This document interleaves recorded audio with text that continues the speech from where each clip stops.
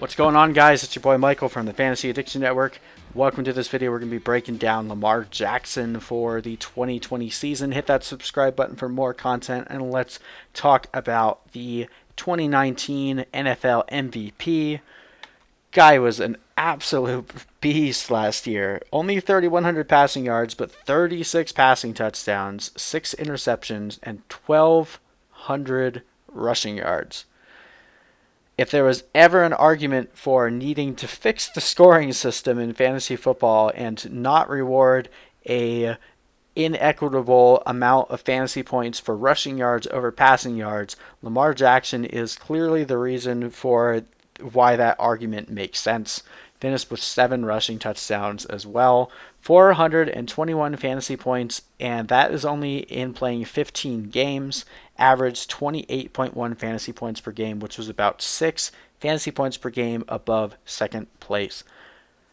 If you had Lamar Jackson last year, especially considering that you probably got him in the double-digit rounds, he won a lot of people titles, and the amount of blue on this sheet is pretty gross.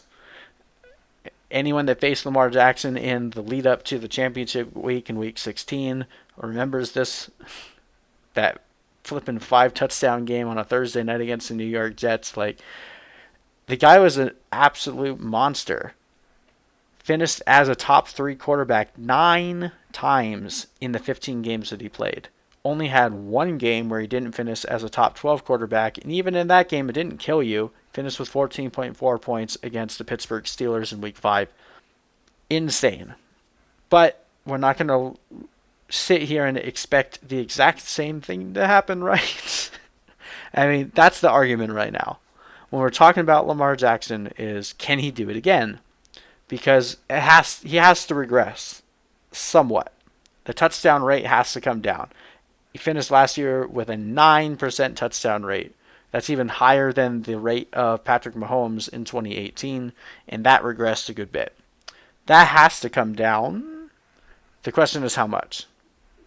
He only finished with 14 interceptable passes, only threw 6 interceptions, so he's a very accurate passer. People give him crap for no reason. He's a very good quarterback. He just doesn't have to throw the ball as much because he's also a very good running back. Finished with a 7.4 accuracy rating, which was 6th best amongst quarterbacks. Had a 112.5 true passer rating, which was number 2. 8.4 adjusted yards per attempt, number 5. 11.7 carries per game from a quarterback. And 14 carries inside the 10. I mean, it's basically like playing 2 positions in one spot on your roster. So, what do we expect from Lamar Jackson this year? Let's be reasonable. Again, we expect that touchdown rate to come down. Partially because we do expect there to be at least a little bit more passing work from him and a little bit less rushing work, because trying to project and expect him to hit 1,200 yards again, which was a record-breaking season, it's typically not a smart thing to just carry over a record-breaking season and expect them to break the record again. Not that it couldn't happen, but using regression to the mean, we don't expect him to be running the ball quite as much in 2020 as he did in 2019. Also, the addition of J.K. Dobbins, the loss of Marshall Yanda, should be at least a slight regression in his efficiency in the run game, which would lead to more passing. And year over year, it's hard to project defensive production, so the Ravens could have a downward tick in their defense, which I don't really expect it. Their defense actually looks like it's even better after some of the acquisitions that they made, but things happen, so they could be playing in some more games where they actually need to catch up a little bit more. They faced the best game script of any team last year, which led them to have to throw the least amount of passes. So that being said, we expect the passing volume to go up a little bit, rushing volume to go down a little bit. They haven't really done anything to acquire many more big playmakers. They did get Devin Duvernay and James Prochet, which could help the passing game a little bit, but there's not really any receiver other than Marquise Brown that is profiling as someone that you would expect to be able to have a massive season. They let Hayden Hurst go, so Mark Andrews is going to probably see a little bit more work, even though last year he was incredibly efficient with the work that he got. So unless they go out and sign Antonio Brown, if they sign Antonio Brown, then I guess you have to take Lamar Jackson in the first round. But it's so hard to break down a guy like Lamar Jackson because the advantage that he gives you, if he's able to hit even 90% of what he did last year, is so significant over every other quarterback. It's worth it, but I don't expect it at the same time. And the fact that you have to spend like a second or third round pick, I just can't ever get myself to do it. There's always just too many other good options, from the running backs to the receivers, and even guys like George Kittle or Travis Kelce that sometimes fall near the 2-3 turn. It's just impossible for me to pull the trigger on a quarterback that early in the draft because you can still find so many usable options later in the draft.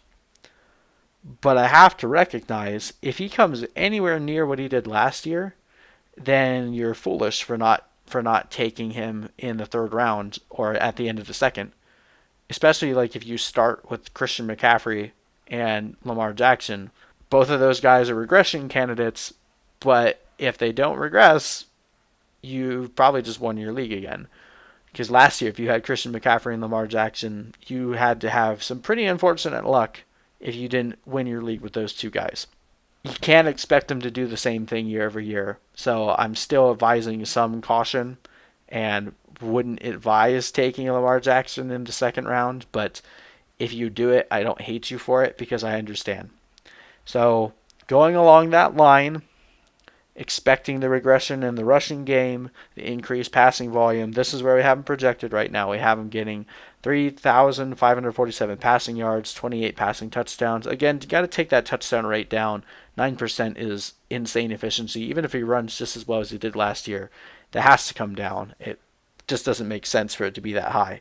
We have him at 9 interceptions and just under 1,000 rushing yards and 7 rushing touchdowns. That still puts him as the quarterback 1, but it only puts him at about 372.8 fantasy points, which is about 40 above everyone else, which is only averaging about 2 fantasy points per game above guys like QB3 or QB4. Obviously, we have Patrick Mahomes ranked up there, right there with him.